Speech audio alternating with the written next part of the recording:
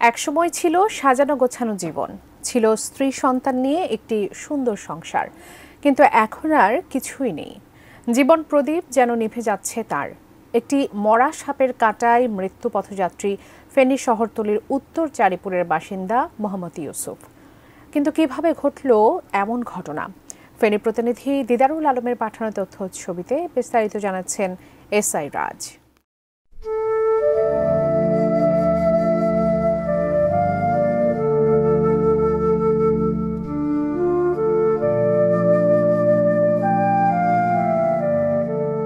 পছন ধরা পা নিয়ে এভাবেই হাঁটতে হয় ইউসুফকে। 2017 সালের এক রাতে এশার নামাজের পর এক মৃত ব্যক্তির জানাজা পড়ে আসার সময় একটি মরা সাপের কাঁটা বিদ্ধ হয় ইউসুফের পায়ে। সাথে সাথেই চিকিৎসা নেওয়া শুরু করেন। ফেনী, ঢাকা, চট্টগ্রাম, কুমিল্লা এমন কোনো জায়গা নেই চিকিৎসা নেওয়া হয়নি, তবুও সারছে না রোগটি। আমি প্রথমে আপনার বাজারের দিকে যাইতে বর্ষাকাল আসলে ওই সময় আবর্জনা ময়লা আসলে তো সাপের কাটার গায়ে মরা সাপের কাটা আরে কালো 2.5 হাত। তো আমি শুইবার পরে উড়ে আসেন 2.5 হাত বিষাক্ত সাপের কাটা। কোয়ালিটি সম্পন্ন আন্তর্জাতিক মানের CMT 500W CSRM committed for better still। মরা সাপের কাটা তো যাইতে এগুলা দেখছি 2.5 তো কি সাপ এটা আমি জানি না, তবে ব্যথা বেদনা করছে। আমি ডাক্তার কিছু ওষুধ ভরে খাইছি, খাইবার ইংলিশ মারছি একটা 1200 টাকা করে 12টা দিছে। দিবার পরে ঢাকা, চিটাং, কুমিল্লা গেছি, বিভিন্ন মেডিকেলে গেছি। এরা বলছে কি আপনার ঢাকা যান। ঢাকা গেছি, ড্রাইভার পরে ফু করে গেছি। ফু কইবার আমার ওয়াইফ আসলে, আমার মেয়ে আসলে, ওনারা আমারে নিয়ে গেছে।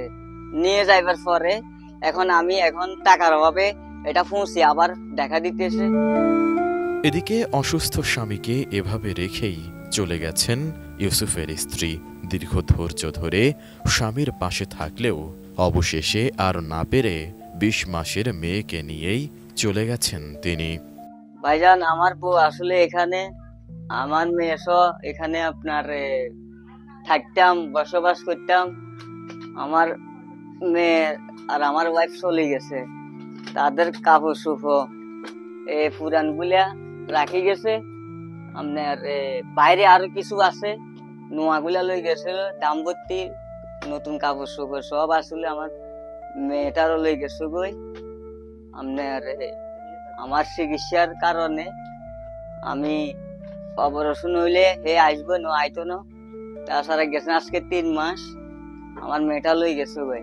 এখন আমি কই খামু কই দামু, আমার ঘরে কিচ্ছু নাই। দেখেন, পায়ে পচনের সাথে সাথে শরীরে আছে থ্যালাসেমিয়া। চিকিৎসার অভাবে মৃত্যুর প্রহর গুনতে হচ্ছে প্রতিটি দিন। খেয়ে না খেয়ে কোনো রকমে বেঁচে আছেন তিনি। এলাকার মানুষ খাবার দিলে খেতে পারেন, আর না দিলে অভুক্তই থাকতে হয় তাকে। মেডিকেলে গেছে, ট্রিটমেন্ট করছে, পরে পয়সা শেষ হওয়ার কারণে, আর্থিক অবস্থা দুর্বলের কারণে চিকিৎসা করতে পারতেছে না। এখন ওনার অবস্থা অনেক খারাপ। ইউসুফ জানাই ফেনী সদর হাসপাতাল, চট্টগ্রাম মেডিকেল, কুমিল্লা ও ঢাকা মেডিকেলের বার্ন ইউনিটেও চিকিৎসা নিয়েছেন তিনি। ডাক্তার বলেছে ন্যূনতম 2 লাখ টাকা হলেও উন্নত চিকিৎসা শুরু করা যাবে। অপারেশন তো করছি, মানুষের সাহায্য নেই। এখন অপারেশনটা অনেক টাকা দরকার, 3-4 লাখ টাকা লাগবে। এখন কে দিবে আমাদের? দইয়ে কেউ নাই ভাই। অপারেশন করতে হলে অনেক টাকা, সাহায্য দরকার। আপনার হাত পা ধরে আমাকে একটু হেল্প করেন, সাহায্য করেন। এমন অবস্থায় ইউসুফের চিকিৎসার জন্য খরচ জোগাড় করতে উচ্চবিত্তদের প্রতি আহ্বান জানিয়েছে স্থানীয় বাসিন্দারা।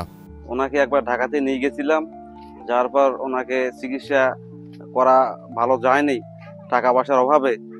আবার নিয়ে আসার পর ডাক্তাররা বলেছে আবার এটা ওনার পা অপারেশন করতে হবে, অনেক টাকা পয়সার দরকার। আমরা অত টাকা পয়সা আমরা জোগাড় করতে পারি না। টাকা পয়সা কিছু জোগাড় করে আপনাদের সহযোগিতায়, সবার সহযোগিতায় ওনাকে আবার ঢাকাতে নিয়ে যাওয়ার আমরা ব্যবস্থা।